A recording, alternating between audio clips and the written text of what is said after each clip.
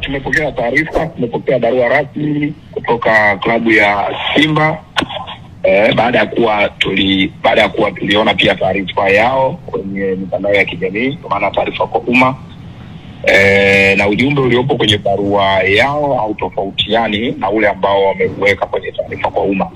kwa maana ya wakilalamikia suala la wao kuzuiliwa kufanya mazoezi ya mwisho kwenye uwanja wa Benjamin Mkapa, lakini pia wakieleza nia yao ya kutoshiriki mchezo husika kutokana na kazi ya hiyo ama kushindwa kutekeleza azma yao ya kufanya mazoezi ya mwisho. Bodi ya Ligi Kuu Tanzania kama mwendeshaji na msimamizi wa ligi tunafanya kila kitu kwa mujibu wa kanuni, na kwa kuanzia tunafanya uteuzi wa maafisa wa mchezo kama sehemu ya utekelezaji wa hizo kanuni,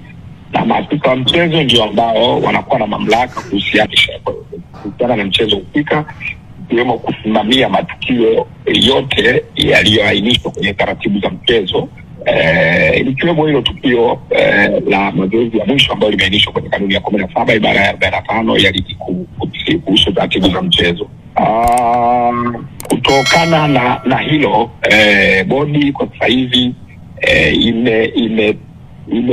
imewataka maafisa wa mchezo kutuma taarifa zao kwa dharura, kwa maana kutuma kwa haraka inavyowezekana taarifa kuhusiana na tukio hilo, ili sasa bodi ijue inapaswa kufanya nini. Kwa sasa hivi hakuna chochote kinachoweza kufanyika mpaka pale tutakapokuwa tumepokea taarifa rasmi kutoka kwa maafisa wetu wa mchezo, wakiwemo kamishna wa mchezo, mratibu mkuu wa mchezo, pamoja na afisa usalama wa mchezo ambao walikuwepo, na kwamba wanawajibika kutueleza juu ya kile ambacho kilitokea. Hivi hatupaswi kuongelea matokeo ya hiki kilichotokea. Kama nilivyoeleza awali ni kwamba sisi tunapaswa kusubiri taarifa ya maafisa wa mchezo.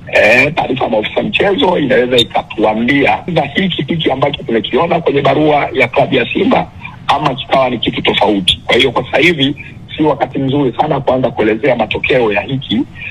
Nadhani ni wakati wa kuvuta subira ili sisi sasa kama waendeshaji tupate taarifa rasmi kuhusiana hilo jambo, tuone ulinganifu wake na taarifa ambayo Simba Sports Club wameituma kwetu,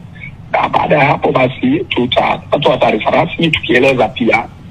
kinachoweza kutokea ama kitakachoendelea baadaye. Ni mpaka tutakapopokea taarifa ya maafisa wetu wa mchezo, kwa sababu kupokea taarifa kutoka upande mmoja haitoshi kufanya maamuzi ya busara ama kuchukua hatua za busara zinazojaa busara ama uendeshaji kabla hujapokea taarifa ya upande wa pili, kwa maana ya kuzungumzia yatakayojiri baada ya tukio hili kabla tujapokea taarifa ya maofisa wetu wa mchezo. Hakuna bado haijafikia hatua ya kuwasiliana na klabu ya Yanga. Jambo hili bodi inawasiliana na maafisa wake wa mchezo tu kwanza, na kwa sababu ni jambo la dharura tumewaeleza maafisa wa mchezo kwamba wanatakiwa pia wachukue hatua kwa dharura, kwa maana ya ndani ya muda mfupi ambao wao tumewaeleza ni muda gani wawe taarifa wameshaifikisha kwetu. Na ni kwa sababu pia taarifa ikifika kwetu itajadiliwa kwetu na ndipo taarifa itatolewa. Kwa hiyo kwa maana ya maafisa mchezo tumeshawaeleza kwamba wanapaswa kutuma hiyo taarifa ndani ya kipindi gani, lakini kwa maana ya taarifa kwa umma hatuwezi kusema sasa hivi, ila kinachopaswa kufahamika ni kwamba taarifa itatoka haraka iwezekanavyo, kwa sababu tulishatangaza kwamba mageti yatafunguliwa saa 5 kamili asubuhi, na tunaamini kabla ya kufika huo muda wa mageti kufunguliwa taarifa hii itakuwa imeshatoka, na wadau wa ligi kuu ya FBC, wapenzi wa dabi ya Kariakoo,